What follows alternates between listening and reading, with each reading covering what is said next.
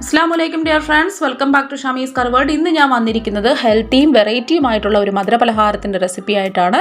വീട്ടിലുള്ള രണ്ട് ചേരുവ വെച്ചിട്ട് നമുക്ക് ചെയ്തെടുക്കാൻ പറ്റുന്ന ഈ പലഹാരം ഉണ്ടാക്കിയെടുക്കാൻ വളരെ എളുപ്പമാണ്. കഴിക്കാനായിട്ട് നല്ല അടിപൊളി ടേസ്റ്റുമാണ്. നല്ല സോഫ്റ്റ് ആയിട്ടുള്ള ഈ പലഹാരം നമുക്ക് വേഗം തന്നെ എങ്ങനെ ഉണ്ടാക്കിയെടുക്കാൻ നോക്കിയാലോ.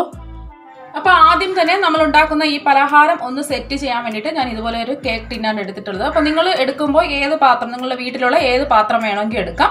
അപ്പോൾ ഞാൻ ഇതുപോലത്തെ ഒരു കേക്ക് ടിന്നാണ് എടുത്തത്. ഇനി നമുക്ക് ബട്ടർ പേപ്പർ വെച്ച് കൊടുക്കാം. അപ്പോൾ നിങ്ങൾ എടുക്കുമ്പോൾ അതിൻ്റെ ഒന്നും ആവശ്യമില്ല. അപ്പോൾ ഞാനിപ്പോൾ ബട്ടർ പേപ്പർ വെച്ച് കൊടുത്തത് എന്താണെന്ന് വെച്ചാൽ നല്ലൊരു ഷേപ്പ് കിട്ടുന്നതിന് വേണ്ടിയിട്ടാണ്. ഇനി നമുക്ക് ബോയിലോ നെയ്യോ ഒന്ന് ഗ്രീസ് ചെയ്ത് കൊടുക്കുക. അപ്പോൾ നമ്മൾ എടുക്കുമ്പോൾ നമ്മളെ വീട്ടിലെ സാധാരണ ചോറ് ഒഴിക്കുന്ന പാത്രം എടുത്താലും മതി. ഇതിപ്പോൾ നല്ലൊരു ഷേപ്പ് കിട്ടുന്നതിന് വേണ്ടിയിട്ടാണ് ഞാൻ ഈ ബട്ടർ പേപ്പർ വെച്ച് കൊടുത്തത്. നെയ്യെല്ലാം ഗ്രീസ് ചെയ്ത് കൊടുത്തിട്ടുണ്ട്. ഇനി ഇത് നമുക്ക് മാറ്റി വയ്ക്കാം.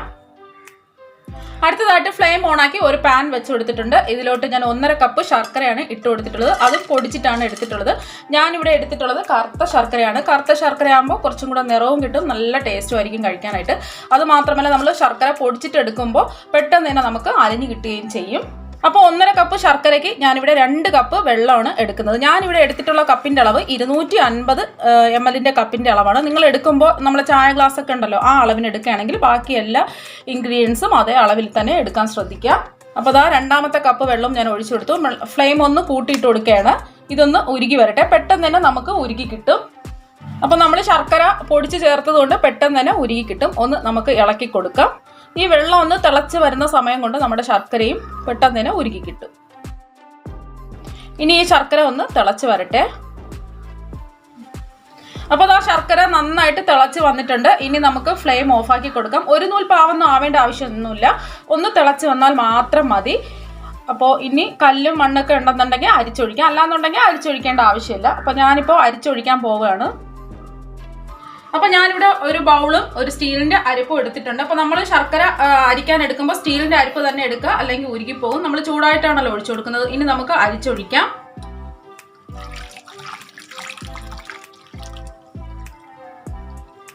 ഇത് അഴുക്കാണ്, നമുക്കിത് കളയാം.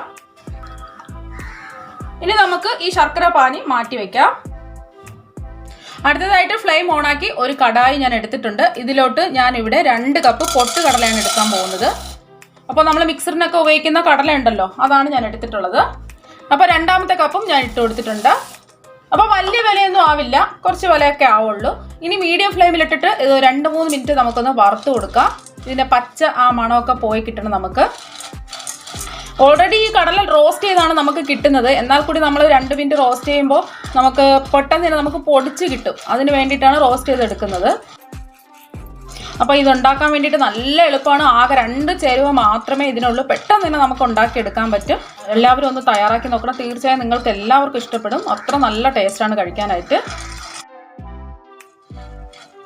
ഇപ്പോൾ ഒരു 2 മിനിറ്റ് ആയിട്ടുണ്ട്. ഇനി നമുക്ക് ഫ്ലെയിം ഓഫാക്കി ഒരു തണുക്കാൻ വേണ്ടിയിട്ട് ഒരു പാത്രത്തിലോട്ട് മാറ്റാം. ഇനി ഇത് നന്നായിട്ട് തണുക്കണം. അതുവരെ നമുക്ക് ഇത് മാറ്റി വയ്ക്കാം. അപ്പം നമ്മുടെ കടല നന്നായിട്ട് തണുത്ത് വന്നിട്ടുണ്ട്. ഇനി നമുക്കിതൊന്ന് നല്ലോണം പൊടിച്ചെടുക്കണം. അതിന് വേണ്ടിയിട്ട് ഒരു മിക്സിയുടെ ജാർ എടുക്കാം. അപ്പോൾ ഞാൻ തണുത്ത് മാറ്റി വെച്ച കടലയിൽ നിന്ന് 1 കപ്പ് എടുത്തിട്ടുണ്ട്. മിക്സിയിലെ ചെറിയ ജാറിലോട്ടിട്ട് നല്ലോണം ഇത് പൊടിച്ചെടുക്കണം. അപ്പോൾ നമുക്കിത് പൊടിച്ചെടുത്തിട്ട് വരാം. അപ്പോൾ നന്നായിട്ട് പൊടിച്ചെടുത്തിട്ടുണ്ട്. ഒട്ടും തരിയില്ല, നല്ല ഫൈൻ പൗഡറായിട്ട് വേണം പൊടിച്ചെടുക്കാൻ വേണ്ടിയിട്ട്. അപ്പോൾ ഇനി ഇത് മാറ്റി വയ്ക്കാം. ബാക്കിയും കൂടെ നമുക്ക് പൊടിച്ചെടുക്കാം. ഇനി ഒരു പാത്രത്തിലോട്ട് നമുക്ക് ഇട്ട് കൊടുക്കാം.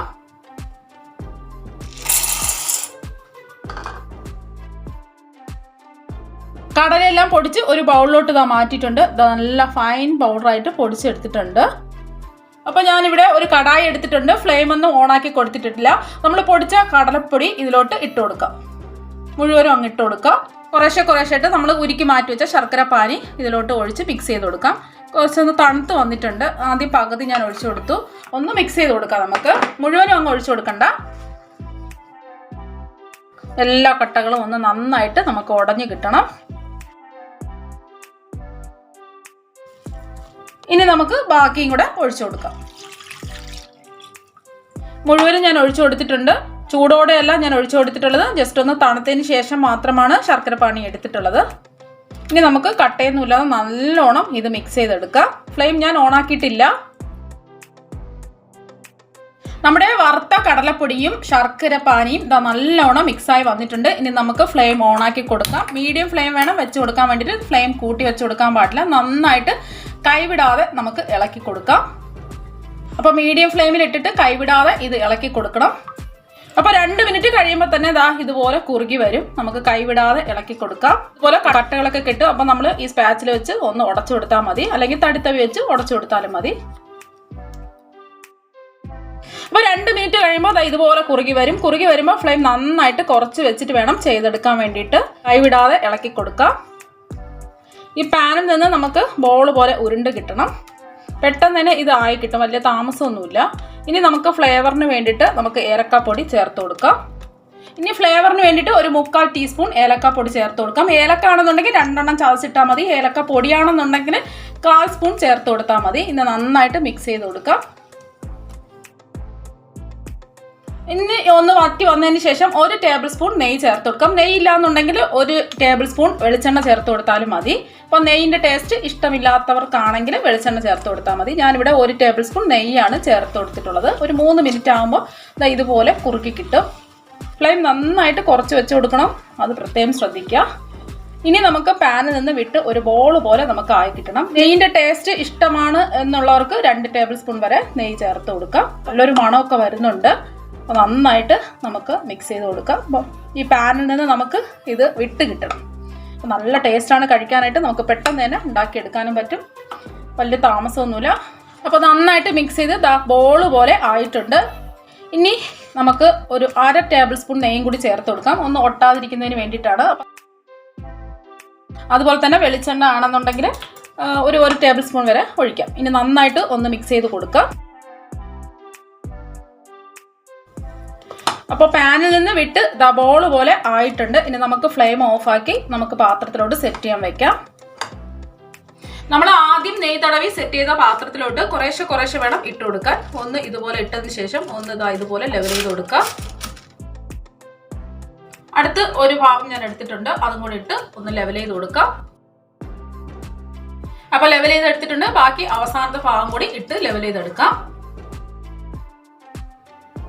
അപ്പോൾ ഞാൻ എല്ലാം സെറ്റ് ചെയ്ത് എടുത്തിട്ടുണ്ട്. ഇനി ഇത് തണുത്ത് വരുമ്പോൾ ഇത് വരണ്ട് വരാതിരിക്കാൻ വേണ്ടിയിട്ട് ചെറുതായിട്ടൊന്ന് നെയ്യ് ബ്രഷ് ചെയ്ത് കൊടുത്താൽ മതി, അല്ലെങ്കിൽ ഓയിൽ ബ്രഷ് ചെയ്ത് കൊടുത്താൽ മതി.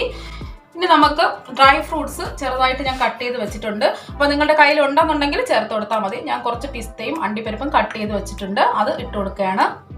അപ്പോൾ ഇതിൻ്റെ ഒന്നും ആവശ്യമില്ല. അണ്ടിപ്പരിപ്പ് ചെറുതായിട്ട് കട്ട് ചെയ്തിട്ട് കൊടുക്കാം. അപ്പോൾ ഡ്രൈ ഫ്രൂട്ട്സ് ഒക്കെ ഇട്ട് കൊടുത്തിട്ടുണ്ട്. ഇനി പുറത്ത് നമ്മൾ ചെറുതായിട്ടൊന്ന് പ്രസ് ചെയ്ത് കൊടുക്കാം. അപ്പോൾ ഡ്രൈ ഫ്രൂട്ട്സ് ഒക്കെ നന്നായിട്ട് സെറ്റ് ചെയ്തെടുത്തിട്ടുണ്ട്. ഇനി നല്ലോണം തണുക്കാൻ വേണ്ടിയിട്ട് ഇത് മാറ്റി വയ്ക്കാം. റൂം ടെമ്പറേച്ചറിലിരുന്ന് നന്നായിട്ട് തണുത്ത് വന്നിട്ടുണ്ട്. ഇനി നമുക്ക് ഇത് ഈ പാത്രത്തിൽ നിന്നും പുറത്തെടുക്കാം. ഇപ്പോൾ ബട്ടർ പേപ്പർ വെച്ചതുകൊണ്ട് ഇങ്ങനെ എളുപ്പത്തിന് എടുക്കാൻ പറ്റും. അപ്പോൾ നല്ല അടിപൊളിയായിട്ട് കിട്ടിയിട്ടുണ്ട്. ഇനി നമുക്ക് ഇഷ്ടമുള്ള ഷേപ്പിൽ കട്ട് ചെയ്തെടുക്കാം. അപ്പോൾ നമ്മുടെ ബട്ടർ പേപ്പർ എല്ലാം മാറ്റിയതിന് ശേഷം ഇഷ്ടമുള്ള ഷേപ്പിൽ മുറിച്ചെടുക്കാം. നല്ല അടിപൊളിയായിട്ട് കിട്ടിയിട്ടുണ്ട്.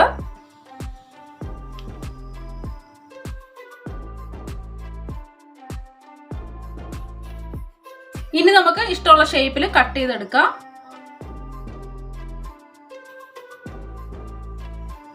അപ്പോൾ ഞാൻ എല്ലാം കട്ട് ചെയ്തെടുത്തിട്ടുണ്ട്. ഇതിൽ നിന്നും ഒരെണ്ണം എടുത്ത് കാണിച്ചു തരാം എത്രമാത്രം പെർഫെക്റ്റ് ആയിട്ട് വന്നിട്ടുണ്ടെന്ന്. അപ്പോൾ നല്ല അടിപൊളിയായിട്ട് വന്നിട്ടുണ്ട്. ഇനി ഞാൻ ഒന്ന് മുറിച്ച് കാണിച്ചു തരാം. എത്രമാത്രം സോഫ്റ്റ് ആണെന്ന് കാണുമ്പോൾ തന്നെ മനസ്സിലാവും. നല്ല അടിപൊളിയാണ് കഴിക്കാനായിട്ട്. അപ്പോൾ നിങ്ങൾ എല്ലാവരും തയ്യാറാക്കി നോക്കണം. തീർച്ചയായും നിങ്ങൾക്ക് എല്ലാവർക്കും ഇഷ്ടപ്പെടും. പെട്ടെന്ന് തന്നെ നമുക്ക് ചെയ്തെടുക്കാൻ പറ്റും. അപ്പോൾ അടുത്ത വീഡിയോയിൽ മറ്റൊരു വെറൈറ്റി ഡിഷുമായിട്ട് നമുക്ക് വീണ്ടും കാണാം. താങ്ക്